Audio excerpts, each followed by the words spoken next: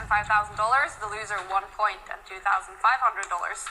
Magnus, he arrives, the computer. This is a must-win spin, and he will have the white pieces. Here we go. Here we go, and Magnus, wow, he starts with 1G3. Not what we're used to seeing from him, not occupying the center, but he's freestyling the world champion. He's played this before on the tour, and okay, with his last move, he goes back into more well-known territory, the Reti opening, and here we see both sides finally have started to take control of the center. I was gonna ask, is it a little bit like 1B3?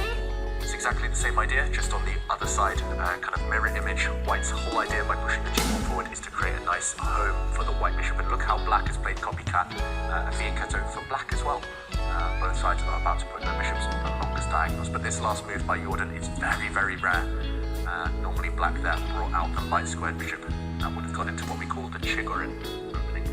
And okay, Magnus just taking a pause. Will he push a pawn? Will he bring white's light squared bishop out to that nice hole on fianchetto it on g2? Simon, are you surprised by this opening choice by either side?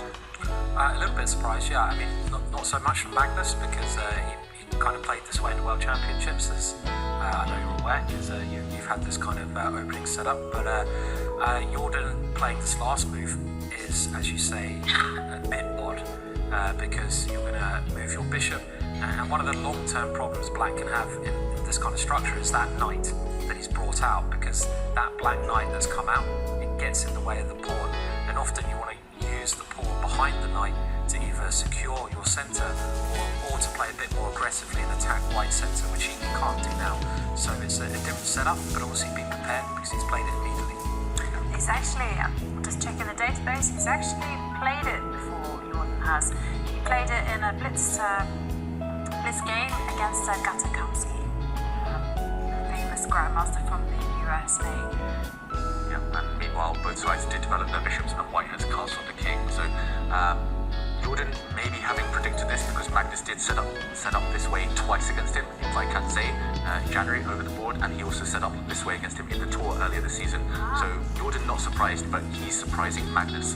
Wow. And I've actually, every time I faced Jorden, I set up like this against him with white, because he's such a fearsome attacking player, and here white's king is so safe, it's unlikely he can checkmate you at least. And AirThings telling us that the air quality inside the Oslo Esports Arena is very good.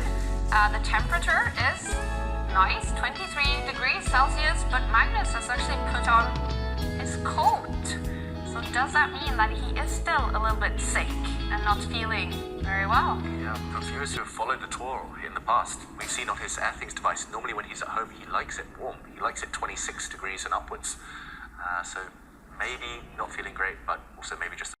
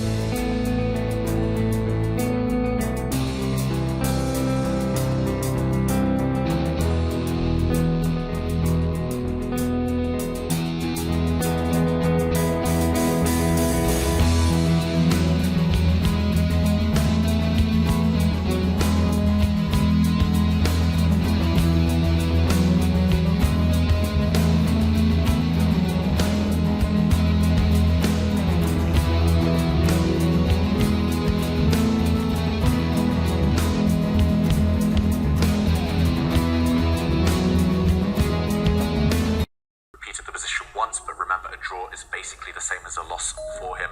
So now he's trying everything. He's pushed the white pawn, but this is a really classy move by Van Foreest, locking down completely the position. Black's bishop and black's rook completely stop that white pawn from advancing, and Magnus, he's got to be the one who's careful here to save the draw. He gives a check. The black king can move pretty much anywhere, and nothing to be done. That black pawn is too dangerous now. You have to keep your white rook behind it, and we will see the position repeat itself. Okay, Magnus still playing for the win. Brave guy. He might as well. Might as well, right? A loss is the same as a draw, I guess. So. He doesn't care about the tour ratings. It's all about winning the match. And black's pawn 2 squares away from promotion now. The problem is the white king, anytime it goes towards the black king, it just gets checked away by the black rook.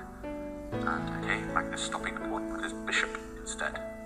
Clever move, he's keeping the game alive, but it's hard to envisage anything going wrong before Jorden here gives a check. Maybe king c3 can even come if you want to try that at some point. Don't need to.